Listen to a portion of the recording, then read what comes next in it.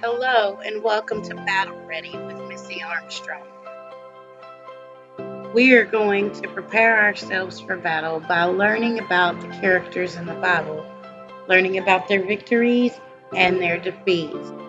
Thank you so much for listening, and I hope you enjoy the podcast.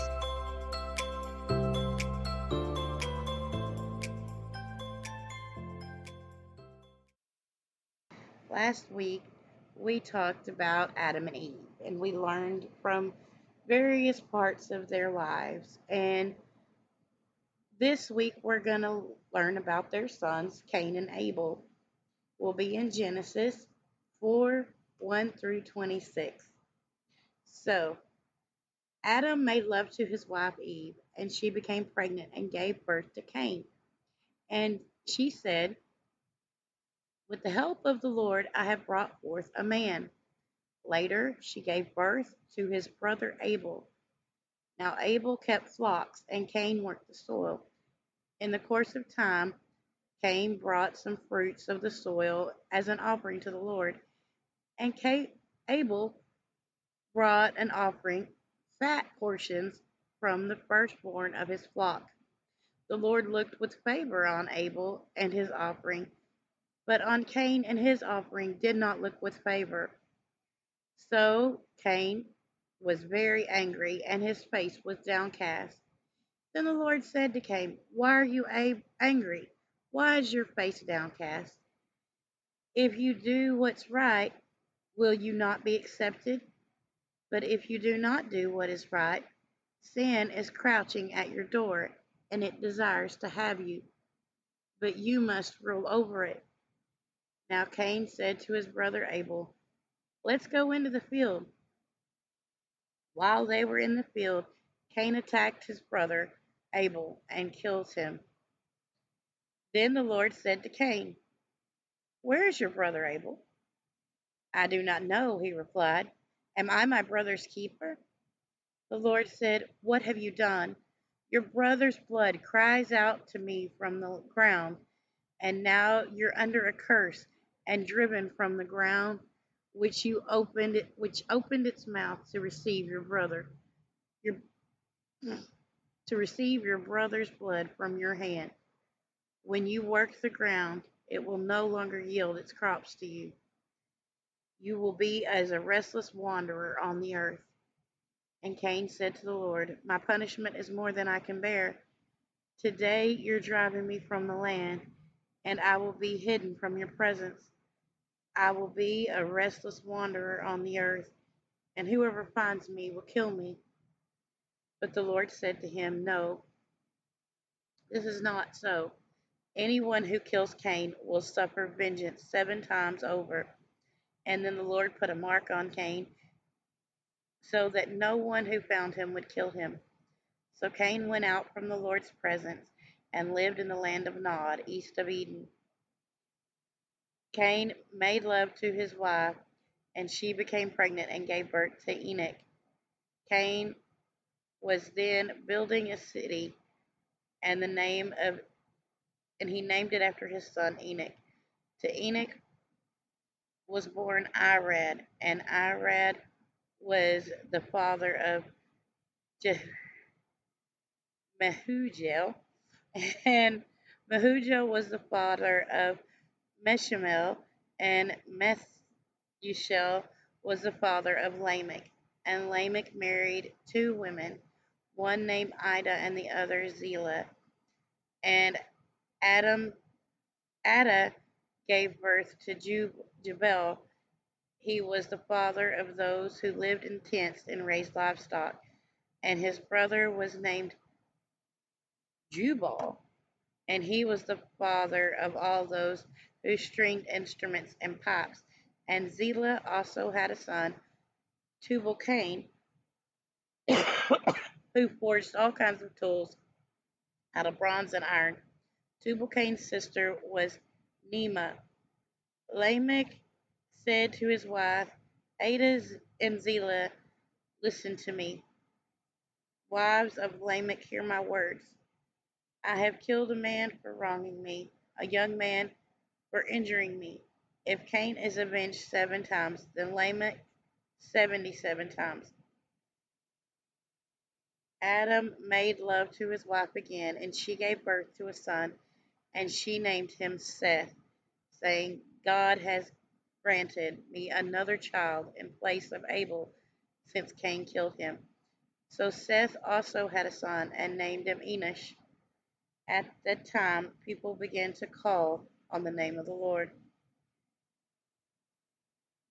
The word Genesis literally means beginning. And here we see the beginning of family life. Adam and Eve hadn't had any children before they were kicked out of the Garden of Eden. So the first children they have after they were out of the Garden of Eden were Cain and Abel. And wouldn't you know, no sooner than they produced these offspring, than the stain of their original sin began to be seen. Cain, the firstborn, became jealous of Abel, his brother, and in a fit of anger commits the world's first murder. Adam and Eve lost both their sons that day, one to death and the other to exile and darkness. So Cain went from the Lord's presence. And Adam and Eve had many other children and lived to a great age. Adam died at age 930. The result of Adam and Eve's original transgression, uh, hardly a family, hardly a family on the earth does not have problems because of their original transgression.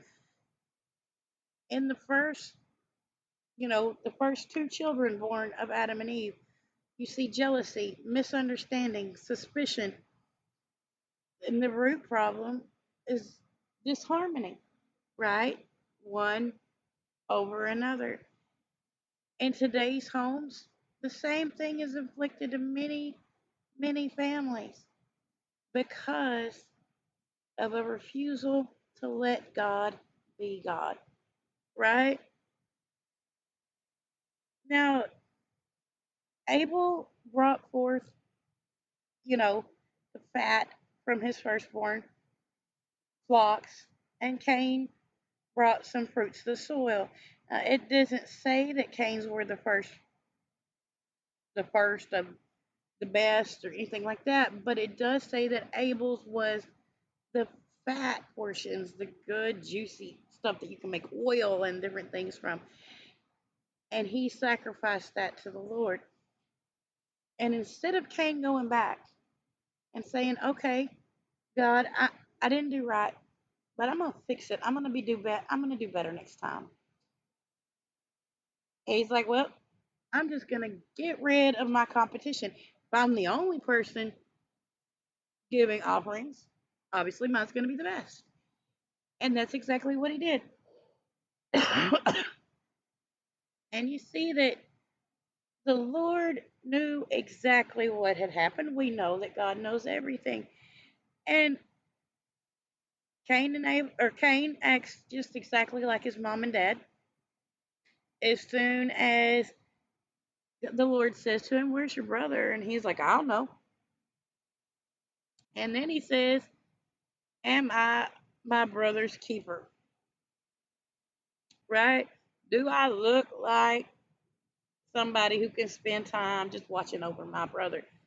This whole time, God knows exactly what happened. Cain knows exactly what happened, but Cain gets just a little bit mouthy, right? It's pride. He didn't want to go back and do another offering that made God have favor on him. No, he didn't want to go and do that. He wanted to go take care of this person that he had so much jealousy, so much anger because he did better, he did more. And we see this all the time: jealousy, resentment, different things, not only just in families, but in church families. I have seen a lot of jealousy between people because, well, this person is doing this ministry and, they're doing really good, but my ministry's not doing as good or whatever, and they get jealous. The thing is, everybody's ministry is different. The thing is, everybody has different talents. Instead of Cain fixing a sacrifice, doing something better, he just wanted to cut out the competition completely, and then he would be on top. The the the instructions of what a church is for is for the edification and education of the saints, meaning the lifting up and education of the saints. And that's what we are here to do, is to lift up other people that are Christians and to educate them, to teach them, to disciple them.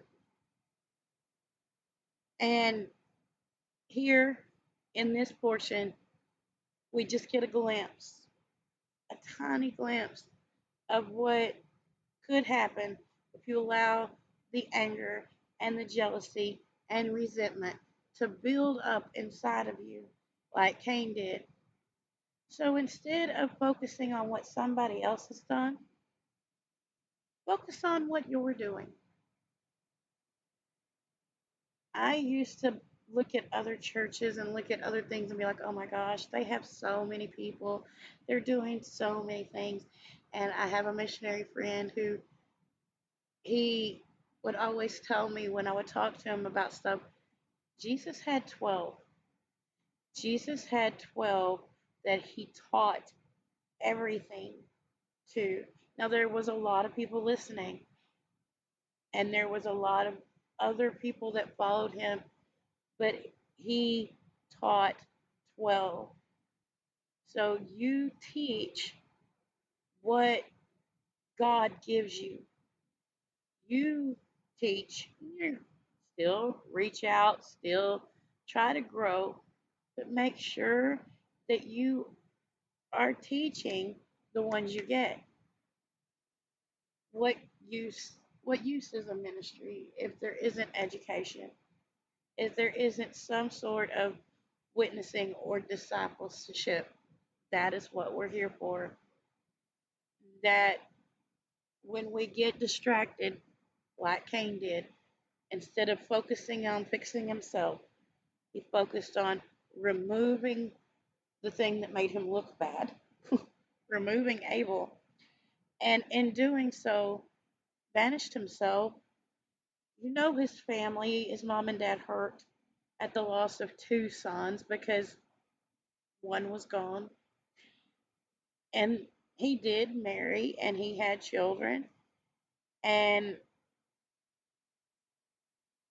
this,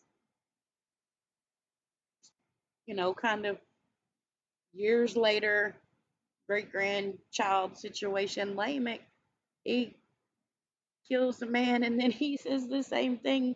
Well, if nobody could touch Cain for killing Abel, or they would be punished 7 times, well then let them be punished 77 times if they come after me. So it just kind of came almost full circle. And Adam and Eve did have other children, many other children, another son named Seth. And so God did still bless Adam and Eve and allowed them to prosper. And they lived for a very, very long time. And Adam lived to 930. I mean, that's a pretty big deal. And I, I'm reminded of this verse in Proverbs, or nope, it's in Psalms. It's Psalms 127:1, and it says, unless the Lord builds the house, its builders labor in vain. Unless the Lord watches over a city, the watchman stands guard in vain. So let the Lord build your house. Don't work for things that aren't going to matter. Let the Lord protect your family, protect your city. Don't do it in vain. Make sure that you've got that basis in the Lord. Now, these are some things that I found interesting while studying Adam and Eve and Cain and Abel. And I don't know, you might want to get a pencil out for this and just look, and it's a pretty cool thing. Adam introduced death in Genesis 2:17. Christ took care of death, Hebrews 2:9. Adam introduced nakedness in Genesis 3:7. Christ took care of the nakedness in John 19:23. Adam introduced sorrow in Genesis 3:17, but Christ took care of sorrow in Isaiah 53:3. Adam introduced the curse in Genesis 3:14, but Christ took care of the curse in Galatians 3:13. Adam introduced thorns in Genesis 3:18. Christ took care of the thorns in John 19:5. Adam introduced sweat in Genesis 3:19. Christ took care of sweat in Luke 22:44. Genesis introduced swords. Adam introduced swords in Genesis 3:24.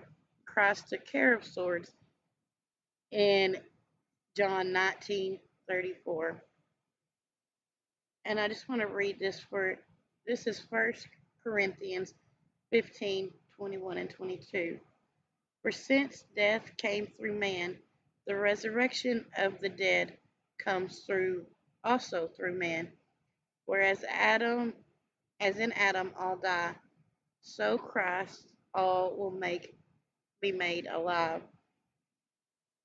And these are some lessons that we learn from Adam and Eve and Cain and Abel. Adam and Eve are not a myth. They're real people with real feelings, with real emotions, with real personalities. They appear to be in the opening pages of the Bible, not only to explain how the human race began, but also to expose the strategy which lay behind Satan's temptations. The way in which the first human pair were tempted is still part of Satan's present day strategy. Understand how it works, and you will never need to be at the mercy of the satanic pressure again. Genesis 3:6 says, the fruit of the tree was good for food and pleasing to the eye, and also desirable for gaining wisdom. Good for food, the lust of the flesh, pleasing to the eye, the lust of the eyes, desirable for gaining wisdom, the pride of life. Just take a look at 1 John 2:16. All right, it's parallels there, pretty awesome. And then let God have control of your natural appetites. Surrender your pride, your selfishness to Him, and let Him be Lord. Follow His plan, and in His strength you'll succeed. Where Adam and Eve and Cain failed, in everything, go to God with prayer and understand we all make mistakes, but try really hard to look back and especially not to be so much like Cain and focus on the other thing. Focus on yourself, right? If you have a sin, focus, like look and figure out why am I sinning? Why do I keep doing this thing? Figure out what your triggers are. Try to remove those triggers from your life or find ways to deal with those triggers. instead of letting it build up inside of you to the point, that it built up inside of Cain. And so I hope you enjoyed this week's lesson. It was super fun for me. Seriously, if you want to look at those Adam Christ comparisons, you can, rewind to that, write them down. It is really cool to look and to see that. Now, we were going to move just a little bit further next week into Genesis, and we're going to start talking about Noah. And it is going to be a fun time. I can tell you there's some wonderful things we can learn from Noah. So, thank you so much for listening. I hope you enjoyed it. I hope you learned something. And if you do want to read ahead for next week, just take a quick look further down in Genesis 5, and it starts in about, it, I think it's verse 28, and just kind of preview uh, a little read about Noah. All right. Thank you again. I hope you have a wonderful week, and try to let God be God in your life this week. That's going to be my quote for the week is just let God be God in my life. Have a great week. Bye.